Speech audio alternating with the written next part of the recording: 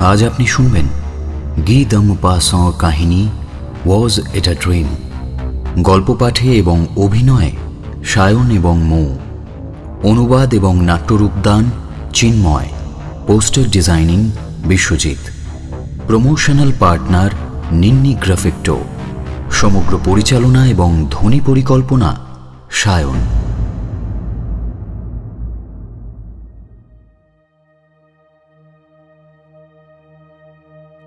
আমরা দুজন দুজনকে পাগলের মতো ভালোবাসতাম। আমি নিজেই মাঝে মাঝে ভেবে অবাক হয়ে যাই, কেউ কাউকে এতটা কি করে ভালোবাসতে পারে। সবসময় তাকে নিয়েই চিন্তা করা, মনের মধ্যে সবসময় তার কথাই বলা, এই কি করে সম্ভব? আপনারা হয়তো কিছুই বুঝতে পারছেন না। গল্পটা আপনাদের বলি। প্রেমের গল্প সবসময় একই হয়। একজনের সাথে পরিচয় হলো, তারপর তার সাথে মেলামেশা শুরু হলো এবং সব শেষে প্রেম হলো। আমাদেরটাও আলাদা ছিল না। সে আমাকে খুব ভালোবাসত এবং আমি তার ভালোবাসায় পাগল ছিলাম। এতটাই পাগল ছিলাম যে চারপাশের পরিবেশের অবস্থার কথা আমাদের খেয়াল থাকতো না। তারপর হঠাৎ সে আমাকে ছেড়ে চলে যায়, এই পৃথিবী ছেড়ে চলে যায়। আজ সবকিছুই যেন আমার স্মৃতিতে ঘোলাটে।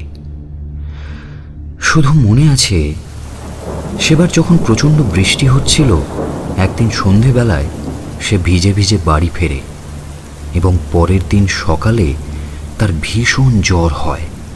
বিশ্বাস করুন, চিকিৎসার কোনো ত্রুটি আমি রাখিনি। শহরের শ্রেষ্ঠ ডাক্তারকে ডেকে নিয়ে এসেছিলাম। ডাক্তার ওষুধ দেন, নার্সরা সেবা করে, কিন্তু তাতেও তার চলে যাওয়া আটকাতে পারিনি। সে খুব দুর্বল হয়ে পড়েছিল এবং জ্বরের ঘোরে প্রলাপ বকছিল। আমাকেও যেন কি একটা বলার চেষ্টা করছিল বারবার, কিন্তু সেই প্রলাপের বিন্দু বিসর্গও আমি বুঝে উঠতে পারিনি। তারপর নার্স এসে তার মৃত্যু সংবাদ দেয়। তারপর কি হয়েছিল আমার বিশেষ কিছু মনে নেই। শুধু মনে আছে, নিদারুণ শোকে আমার বুকটা যেন ফেটে গেল। কিভাবে যে ওর শেষকৃত্য করলাম তা কেবল আমিই জানি।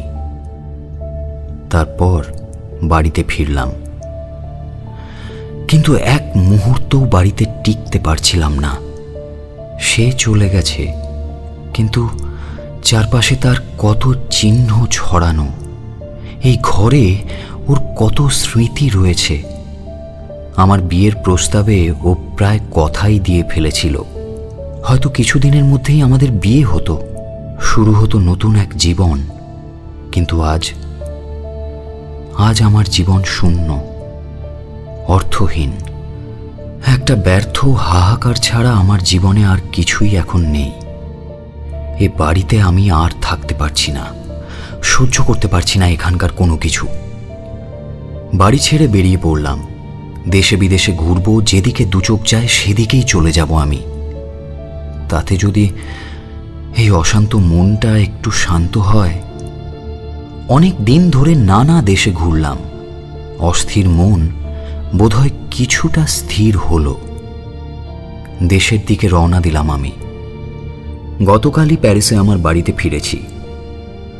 অনেকদিন পর আবার নিজের ঘরটা দেখলাম। ঘরটা দেখে বারবার ওর কথা মনে হচ্ছিল। ওর সাথে থাকা, ওর সাথে কাটানো মুহূর্তগুলো বারবার আমার চোখের সামনে ভেসে উঠছিল। আমি ভেতর থেকে সম্পূর্ণরূপে ভেঙে পড়েছিলাম। আর সহ্য করতে পারছিলাম না আমি। এখান থেকে দূরে কোথাও চলে যেতে চাইছিলাম। আবার মনের মধ্যে আত্মহত্যার কথাও উঁকি ঝুঁকি মারছিল। করব আত্মহত্যা? তাহলেই তো আমার সব জ্বালা যন্ত্রণার অবসান হবে। এক ছুটে বাড়ি থেকে বেরিয়ে যেতে ইচ্ছে করছিল, কিন্তু কোথায় যাব? বন্ধু বান্ধবেরা নিজেদের কাজে ব্যস্ত। তাছাড়া তাদের সঙ্গও এখন আমার ভালো লাগবে না। আর বন্ধুরাও তাদের কাজের সময় গেলে নিশ্চয়ই বিরক্ত বা বিব্রতই হবে। হয়তো মুখ ফুটে কিছু বলবে না, কিন্তু আমারও তো বোধ শক্তি একেবারে লোপ পায়নি। তাহলে কোথায় যাই? ভাবলাম আগে বেরিয়ে পড়া যাক, তারপর না হয় দেখা যাবে। টুপিটা নিয়ে বাড়ি থেকে বেরিয়ে পড়ার জন্য রেডি হলাম। হলঘরটা পেরিয়ে বাইরে যেতে হয়, কিন্তু সেখানে এসেই থমকে গেলাম। এখানে একদিকের দেওয়ালে একখানা বিরাট আকারের আয়না রয়েছে। এটার সামনে দাঁড়ালে পা থেকে মাথা পর্যন্ত পুরোটা দেখা যায়। ও যখন বাইরে যেত তখন এই আয়নার সামনেই দাঁড়িয়ে নিজেকে একবার ভালো করে দেখে নিত। আয়নার সামনে এসে একটা অদ্ভুত অনুভূতি আমাকে পেয়ে বসল। মনে হলো ও আছে আমার পাশেই, আয়নায় যেন ওর ছায়া দেখতে পাচ্ছি আমি। আমাকে ছেড়ে ও চলে যায়নি, যেতে পারে না। এক অসহ্য আবেগে আমার সমস্ত শরীর থরথর করে কাঁপতে লাগলো। সেই অবস্থাতেই আমি এক ছুট্টে বাড়ির বাইরে চলে এলাম। ভেতরে কেমন যেন দম বন্ধ করা পরিবেশ। বাইরে এসে ভাবলাম কোথায় যাই, কি বা করি। লক্ষ্যহীনভাবে কিছুক্ষণ এদিক ওদিক ঘুরে বেড়ালাম। মন অশান্ত, কিছুই চিন্তা করতে পারছি না স্থিরভাবে। হঠাৎ মনে হলো শেষ ওকে যেখানে শুইয়ে দিয়েছিলাম একবার সেখানে যাব। হ্যাঁ, সেই কবরখানায়। সেখানে ওর সমাধির সামনে বসে কেবল ওর কথাই ভাবব। ভাবনাকে কাজে পরিণত করতে বেশি সময় নিলাম না। পাগলের মতো ছুটতে ছুটতে চলে এলাম কবরখানায়। ওর সমাধিটা খুঁজে বের করতে বেশি সময়ও লাগলো না। সমাধির ওপর একখানা পাথরের ফলক, কালো পাথরের ওপর সাদা ক্রুশ চিহ্ন আঁকা রয়েছে। তার তলায় লেখা রয়েছে, ও আমাকে ভালোবেসেছিল, আমার কাছ থেকে ভালোবাসা পেয়েও ছিল। অকালে ওকে পৃথিবী ছেড়ে চলে যেতে হলো। পরম করুণাময় ঈশ্বর ওকে আশ্রয় দিন, শান্তি দিন। সমাধির সামনে বসে আমি আর কান্নার আবেগ রোধ করতে পারলাম না। ভেঙে পড়লাম। বারবার মনে হচ্ছিল আমার ভালোবাসার মানুষটার কমনীয় সুন্দর দেহ এতদিনে হয়তো মাটির সঙ্গে মিশে গিয়েছে। কথাটা মনে হতেই আমার কান্নার বেগ আরো বেড়ে গেল। কতক্ষণ ধরে কাঁদলাম জানি না। আমার বোধ হয় সময়ের বোধশক্তিও লুপ্ত হয়েছে। যখন সম্বিত ফিরল তখন দিনের আলো ম্লান হয়ে এসেছে। একটু পরেই পশ্চিম দিগন্তে সূর্য অস্ত যাবে। সন্ধ্যের অন্ধকার ঘনিয়ে আসবে এই পৃথিবীর বুকে। তারপর আসবে কালো রাত। না, এবার আমার ওঠা দরকার। কিন্তু আমার মন যে কিছুতেই চাইছে না এই কবরের কাছ থেকে দূরে সরে যেতে। মন চাইছে সারা রাত এখানেই বসে থাকি, চোখের জলে এই সমাধির ফলকটা ধুইয়ে দিই। কিন্তু রাতে এখানে থাকবো কি করে? ভারপ্রাপ্ত যে সিকিউরিটি গার্ড রয়েছে, রাতের বেলায় সে আমাকে সমাধি ক্ষেত্রে থাকতে দেবে কেন? একটু পরেই তো সে আমাকে এখান থেকে চলে যেতে বলবে। তাহলে উপায় কি হতে পারে? কি করে রাত কাটাবো এখানে? ঠিক করলাম যেভাবেই হোক আজকের রাতটা আমি এই সিমেট্রিতেই কাটাবো। ওর কবরের পাশ থেকে উঠে পড়লাম। সারি সারি কবরের মাঝখান দিয়ে পায়ে চলার পথ। দুপাশের নতুন পুরনো কবরগুলো দেখতে দেখতে আমি সেই পথেই এগিয়ে চললাম। এই সিমেট্রিটা বিরাট জায়গা জুড়ে তৈরি করা হয়েছে, কিন্তু এক সময় আমি তার শেষ প্রান্তে এসে পড়লাম। শেষের দিকের কবরগুলো খুব পুরনো, নিচের দেহগুলো এতদিনে হয়তো মাটির সঙ্গে একেবারে মিলেমিশে গিয়েছে। কবরের ওপরের কাঠের ক্রুশগুলো পর্যন্ত ক্ষয়ে গিয়েছে। ভবিষ্যতে হয়তো নতুন মৃতদেহ কবর দেওয়া হবে এখানে। এদিকে খানিকটা ঝোপঝাড় আছে, অযত্নে বেড়ে ওঠা গোলাপ আর কালো সাইপ্রাসের জঙ্গল। সময় নষ্ট না করে একটা সবুজ ঝোপের মধ্যে ঢুকে পড়লাম আমি। এখানেই লুকিয়ে থাকব। সিকিউরিটি আমাকে দেখতেও পাবে না। সে আন্দাজি করতে পারবে না যে এই কবর ভূমিতে রাত কাটাবার জন্য কেউ ঝোপের ভেতর লুকিয়ে থাকতে পারে।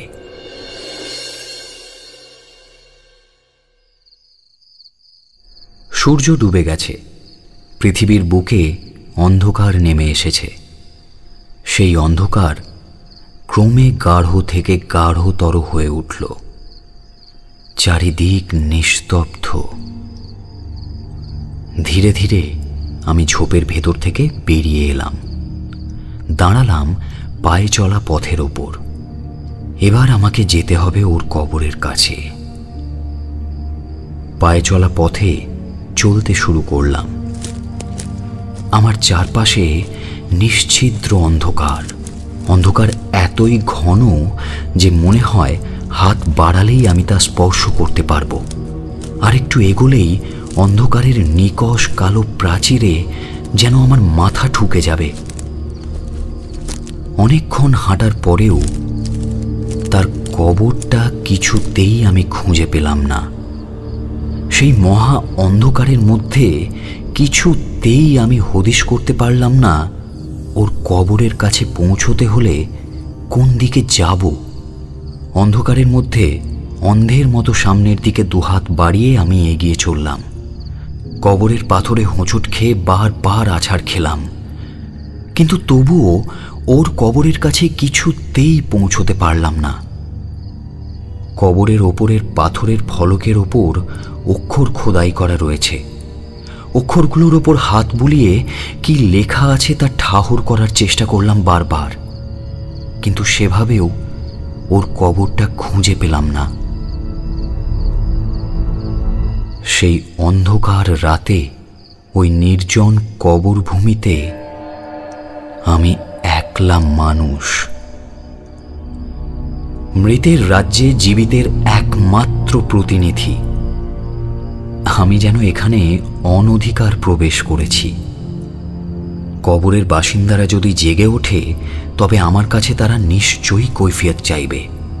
মাথার উপরের চাঁদ তারা মেঘের আড়ালে মুখ লুকিয়েছে।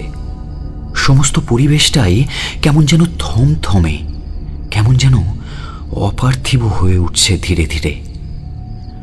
দারুণ ক্লান্তিতে আর যন্ত্রণায় আমার শরীরটা যেন ভেঙে পড়ছে। আর চলতে পারছি না। একটা কবরের শিলাফলকের উপর বসে পড়লাম। একটু একটু বিশ্রামের প্রয়োজন। চারপাশে ঘুটঘুটে অন্ধকার। এই মৃতের রাজ্যে চারপাশ নিস্তব্ধ। ঝিঝির ডাক ছাড়া আর কোনো শব্দ এই মৃত্যুপুরীর শান্তি নষ্ট করতে চাইছে না। আর একটা শব্দ অবশ্য আমি পাচ্ছি, আমার হৃদস্পন্দনের শব্দ স্পষ্ট শুনতে পাচ্ছি। হঠাৎ আর একটা শব্দ শুনতে পেলাম। আমার খুব কাছেই শব্দটা হলো, কিন্তু কিসের শব্দ বুঝতে পারলাম না। আতঙ্ক ভরা চোখে চারিদিকে তাকালাম, কিন্তু এই ঘুটঘুটে অন্ধকারে দেখব কি করে? আমার দৃষ্টি অন্ধকারের আবরণ ভেদ করতে অক্ষম। আর একবার শব্দটা শোনা গেল। আমার সমস্ত শরীর শিউরে উঠল। আমি প্রাণপণে চিৎকার করে উঠলাম, কে কে কে ওখানে? ওখানে কে? কিন্তু গলা দিয়ে অস্পষ্ট কয়েকটা শব্দ ছাড়া আর কিছুই বের হলো না। চুপচাপ বসে রইলাম পাথরের ফলকটার ওপর। কতক্ষণ বসেছিলাম বলতে পারবো না। হঠাৎ মনে হলো যে পাথরটার ওপর আমি বসেছিলাম সেটা যেন নড়ছে। প্রথমে ভাবলাম মনের ভুল, কিন্তু একটু পরেই বুঝলাম এ আমার মনের ভুল নয়, পাথরটা সত্যি সত্যিই নড়ছে। কেউ যেন তলা থেকে ধাক্কা দিয়ে পাথরটাকে ওপরে তোলার চেষ্টা করছে। কথাটা দ্বিতীয়বার ভাবতেই দারুণ ভয়ে আমার সমস্ত শরীর যেন হিম হয়ে গেল। নিজের অজ্ঞাতসারেই এক লাফ দিয়ে আমি পাশের কবরটার ওপর গিয়ে পড়লাম। হঠাৎ একটা অপার্থিব আলোয় কবরভূমির অন্ধকারের জবনিকা ছিন্ন বিচ্ছিন্ন হয়ে গেল। প্রেত লোকের সেই অলৌকিক অপ্রাকৃত আলোয় আমি দেখলাম পাথরের ফলকটাকে ওপরের দিকে ঠেলে কবরের ভেতর থেকে বেরিয়ে আসছে একটা পূর্ণ কঙ্কাল। পাথরের ফলকে লেখা লাইনগুলোও স্পষ্ট দেখতে পেলাম এখন। সেখানে লেখা রয়েছে, এখানে চিরনিদ্রায় ঘুমিয়ে রয়েছেন জ্যাক অলিভ। তার মৃত্যু হয় মাত্র 51 বছর বয়সে। নিজের পরিবারের প্রত্যেককে তিনি খুব ভালোবাসতেন, এবং শুধু তাই নয়, তিনি ভালোবাসতেন সমগ্র মানব জাতিকে। দয়ালু এবং মাননীয় এই ব্যক্তিটিকে প্রকৃত অর্থেই মানব প্রেমিক বলা হতো। পরম করুণাময় ঈশ্বরের কৃপায় তিনি মুক্তি লাভ করুন। কঙ্কালটা শিলাফলকের ওপর খোদাই করা লেখাগুলো পড়ল। একটা বিচিত্র হাসি ফুটে উঠল ওই কঙ্কাল মুখে। নিচু হয়ে রাস্তার ওপর থেকে একখণ্ড একদিক ধারালো একটা পাথর তুলে নিল। তারপর খোদাই করা লেখাগুলোকে পাথর দিয়ে ঘষে ঘষে তুলে ফেলার চেষ্টা করতে লাগলো। কঙ্কালটার ধৈর্যের প্রশংসা না করে পারা যায় না। অনেকক্ষণ ধরে ঘষে ঘষে সে পাথরের ওপরের খোদাই করা ফলকগুলো তুলে ফেলল, কিন্তু তার কাজ এখানেই শেষ হলো না। ধারালো পাথরটা দিয়ে সে ফলকের ওপর লিখল, এখানে বিশ্রাম করছেন জ্যাক অলিভ। তার মৃত্যু হয় 51 বছর বয়সে। পৃথিবীর মানুষ তার যে পরিচয় জানে সেটা তার সঠিক পরিচয় নয়। সম্পত্তির মালিক হবার জন্য তিনি নিজের পিতাকে নৃশংসভাবে হত্যা করেন। নিজের সাধ্যী পতিব্রতা স্ত্রীকে তিনি সারা জীবন কষ্ট দিয়েছেন, এমনকি নিজের সন্তানদের সঙ্গেও তিনি অত্যন্ত নিষ্ঠুর ব্যবহার করেছেন। জ্যাক অলিভ ছিলেন একজন সুচতুর প্রতারক। তিনি প্রতিবেশীদেরও প্রতারিত করেছেন। শুধু তাই নয়, সুযোগ পেলে তিনি অন্য মানুষদেরও প্রতারিত করতে ছাড়েননি। জীবিতকালেই তিনি পাপের শাস্তি পেয়েছিলেন। মৃত্যুর আগে কিছুদিন তাকে অনেক যন্ত্রণা ভোগ করতে হয়েছিল। তারপর কিছুক্ষণ কঙ্কালটা নিজের লেখা বেশ মনোযোগ দিয়ে পড়ল। তারপর পেছনে ফিরে অলৌকিক আলোয় দেখলাম সমস্ত কবরের ফলকগুলো খুলে গিয়েছে। প্রতিটা কবরের ভেতর থেকে বেরিয়ে পড়েছে মৃতদেহগুলো। তারা প্রত্যেকে ফলকের ওপরের লেখাগুলো ঘষে ঘষে মুছে ফেলছে, আর সেখানে লিখছে আসল কথা, সত্যি কথা। ফলকের ওপরের লেখাগুলো খোদাই করিয়েছিলেন মৃতের প্রিয়জনেরা।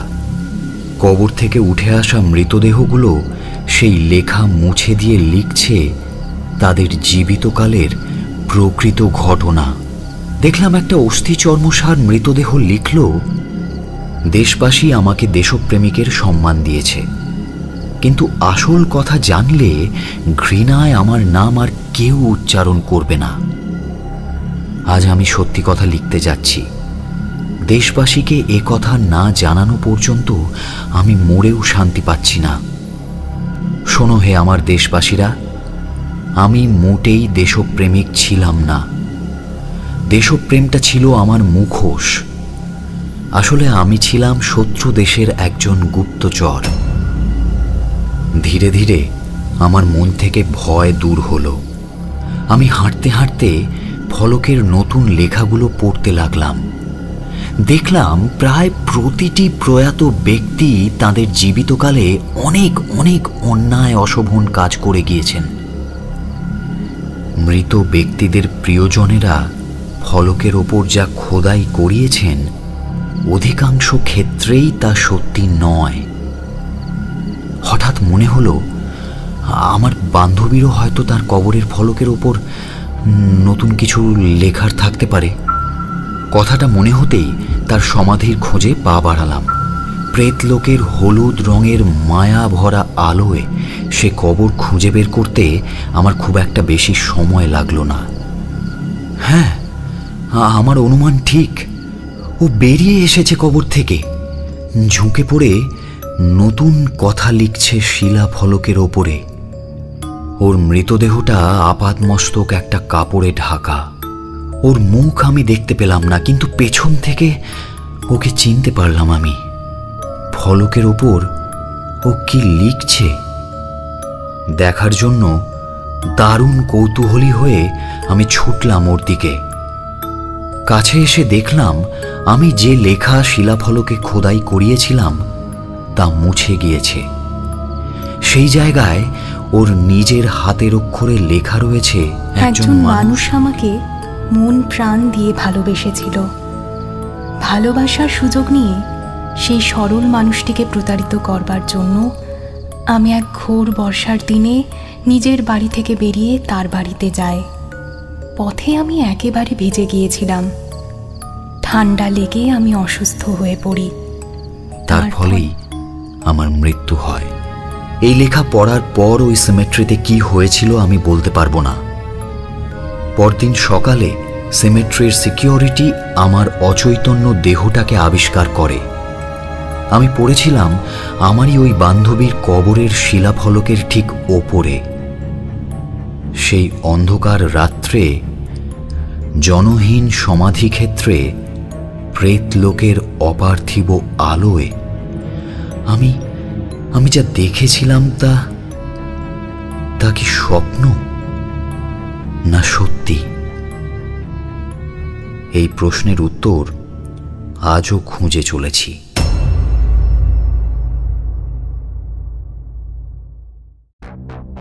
এতক্ষণ আপনি শুনছিলেন গি দ্য মুপাসঁ কাহিনী ওয়াজ ইট আ ড্রিম। গল্প পাঠে এবং অভিনয়ে সায়ন এবং মৌ, অনুবাদ এবং নাট্যরূপদান Chinmoy, poster designing Biswajit, promotional partner Ninni গ্রাফিকটো, সমগ্র পরিচালনা এবং ধ্বনি পরিকল্পনা সায়ন। আগামী সপ্তাহে আরও একটি নতুন গল্প নিয়ে হাজির হব আমরা।